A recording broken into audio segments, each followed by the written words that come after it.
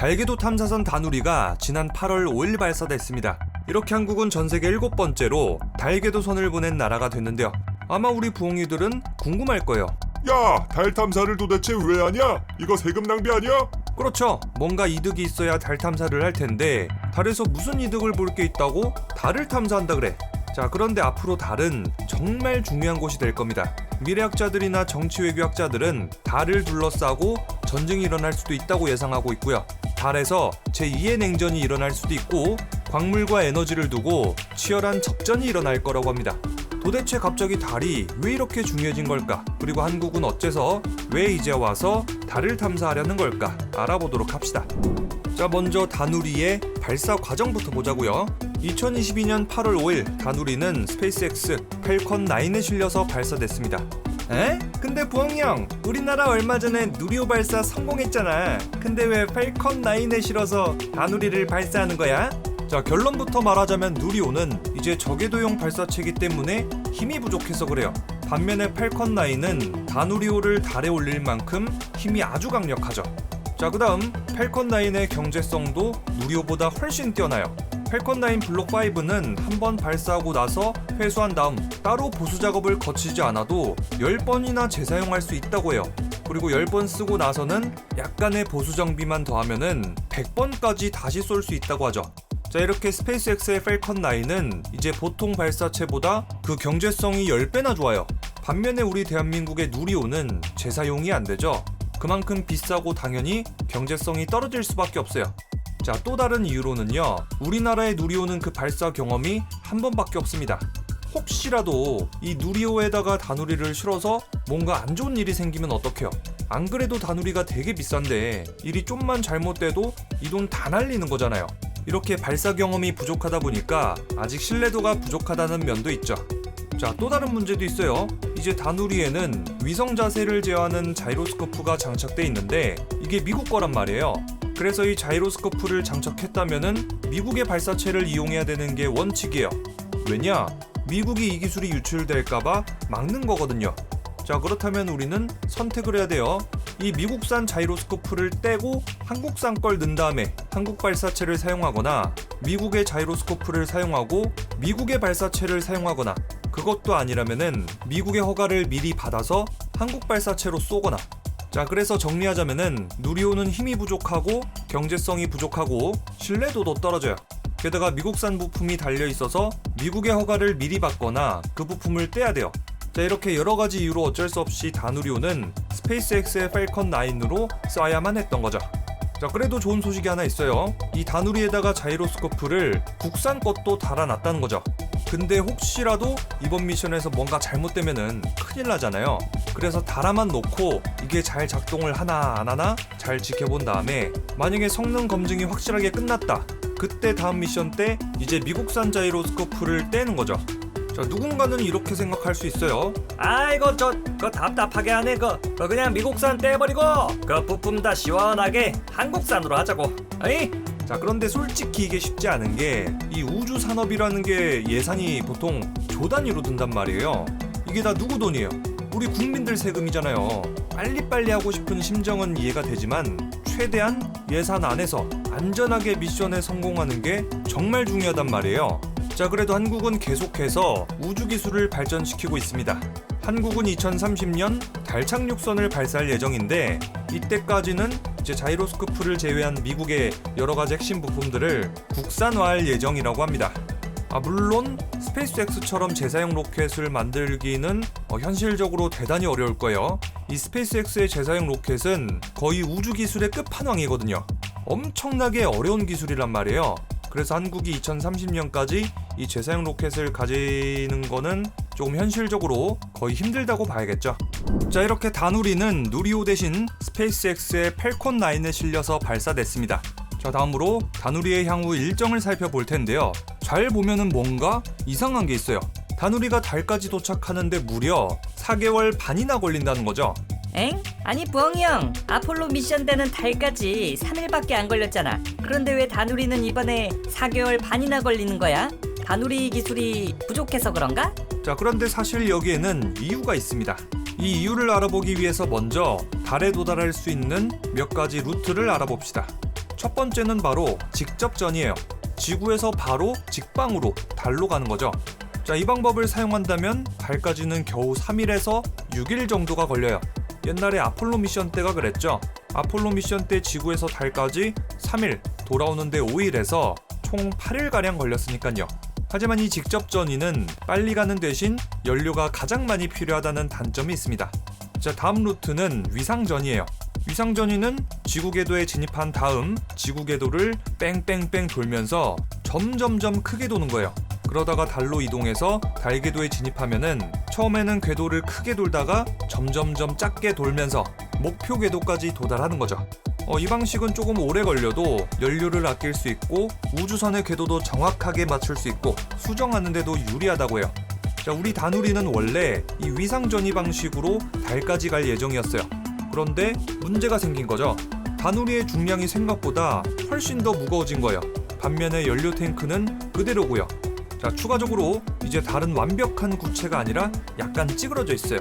그래서 다누리가 달을 이렇게 계속 돌고 있다 보면은 어느 지점에서는 달의 중력이 세고 또 어느 지점에서는 달의 중력이 약해지기 때문에 다누리의 궤도가 계속해서 조금씩 바뀌겠죠. 그렇다 보니까 다누리가 밖으로 튕겨나가려고 하면은 안쪽으로 들어오도록 연료를 쏴줘야 되고요. 다누리가 달 안쪽으로 들어가려고 하면은 바깥쪽으로 밀어줘야겠죠. 이렇게 궤도를 수정하는데 연료를 엄청 많이 써야 된다고 해요. 그런데 문제는 연료를 빨리 소진하면 할수록 미션 수행 기간이 짧아지는 거예요. 이 위상전이 방식으로 달까지 간다면은 미션 수행 기간이 3개월에서 6개월 정도로 짧아진다고 하죠. 원래 다누리의 미션 계획이 대략 1년 정도였으니까 이건 엄청 치명적인 거죠. 한국항공우주연구원 그리고 나사는 고민에 빠졌습니다. 도대체 어떻게 해야 연료 소모량을 줄이면서 미션 시간을 늘릴 수 있겠습니까? 이렇게 두 집단이 머리를 맞대고 이제 고민을 하다가 방법을 찾아낸 거죠. 저에너지 전위 궤적 방식은 어떻습니까? 저에너지 전위 궤적이 뭘까요? 자, 이 방식은 태양이나 지구, 달 등등 주변 천체들의 중력을 이용해서 추진력을 얻는 방식이에요. 자, 이 방식을 아주 자세히 설명해보자면 이렇습니다. 자, 먼저 지구에서 출발해서 달로 직진하는 게 아니라 태양 쪽으로 먼저 가요. 이렇게 태양 쪽으로 쭉 가다 보면은 지구에서 156만 킬로미터 떨어진 L1 라그랑 주점이 있어요. 여기까지 이동하는 거죠. 자, 이 라그랑 주점이 뭐냐면은 태양하고 지구 중력이 균형을 이루는 지점이에요. 그러다 보니까 라그랑 주점에 딱 있으면은 태양 쪽으로 끌려가지도 않을 거고요. 지구 쪽으로도 끌려가지 않겠죠. 그 자리 그 위치에 그대로 있는 거예요. 자, 이렇게 다누리가 L1까지 가고 나서 속도를 높여서 달 쪽으로 천천히 방향을 전환한 다음 달 쪽으로 향하는 거예요. 그렇게 해서 12월 16일쯤 달 궤도에 도착한다고 해요. 이 달 궤도에 도착해서도 최종 목표 궤도 100km까지 한 방에 가는 게 아니라 처음에는 이 달 궤도를 크게 돌다가 조금씩 궤도를 낮추는 거예요. 그렇게 해서 최종적으로 12월 31일에는 달 상공 100km 궤도까지 진입하는 거죠.